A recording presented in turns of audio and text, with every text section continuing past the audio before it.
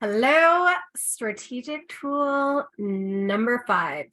So this one I actually borrowed from, I wish she was my dear friend, but somebody I love and admire their work so much, which is Mel Robbins. And she actually has an entire book on this one. So this is the 5-4-3-2-1 rule. And it is as simple as it sounds.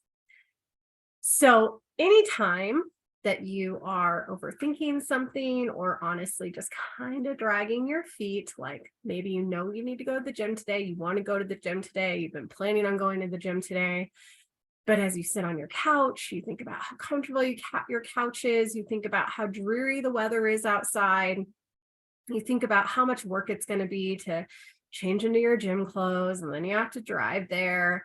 And so we start overthinking and we start essentially talking ourselves out of or giving ourselves all the reasons why we shouldn't do this thing, even though we know it's good for us, even though we know we're going to feel good about it after, and it is the thing that's going to get us closer to our goal. So instead of going down the rabbit hole and just wasting a lot of time and mental capacity and energy, what you're going to do is simply count down 5, 4, 3, 2, 1. And the second you hit 1 is the second that you start taking action. So if that is that scenario where you're going to go to the gym, you're getting up off the couch, you're going and you're getting your gym clothes on, you're not looking back, you just move forward. So this one, first of all, there's a ton of scientific research on why this works. But I think the simplest way to put it is honestly, it eliminates our own bullshit.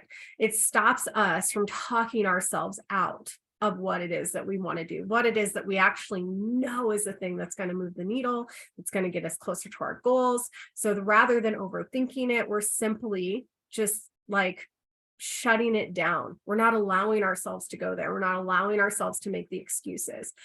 I find for me, this works really, really well on something that I've been putting off, something that I know I need to do. And honestly, like kind of those big picture things.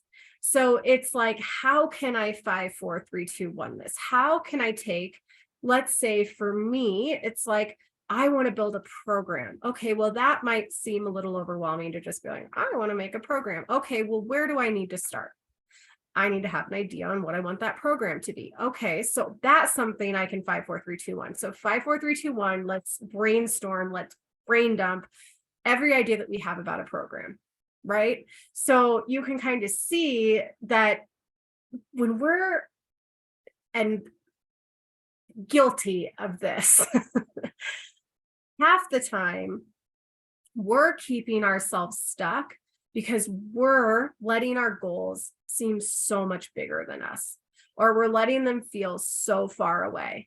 And when we do that, we sit in this place of inaction, and then we just think of all the reasons why it's not working out, why it's not happening, how we'll never get there. We have so much further to go.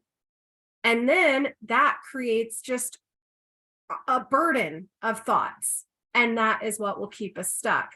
When we can simplify it in this way and just look at the first step, what's the first thing I need to do to move towards this gigantic goal that I have, and then 5, 4, 3, 2, 1 it.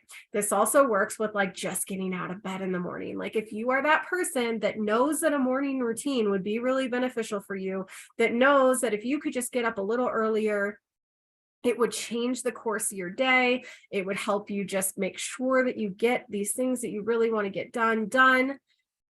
5, 4, 3, 2, 1, your way out of bed. When you want to press snooze, it's like just making that conscious decision.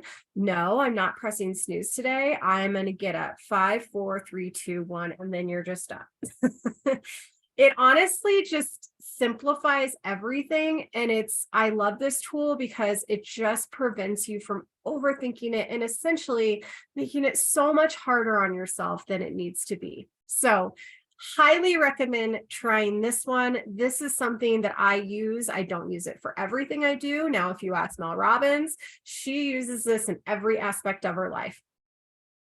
For me, I use it as a tool when I'm like, okay, Sarah, you've been dragging your feet on this like too long and it's time to be done overthinking it. And now we're just gonna go. So use it as you will, but I love this tool. It's super, super powerful.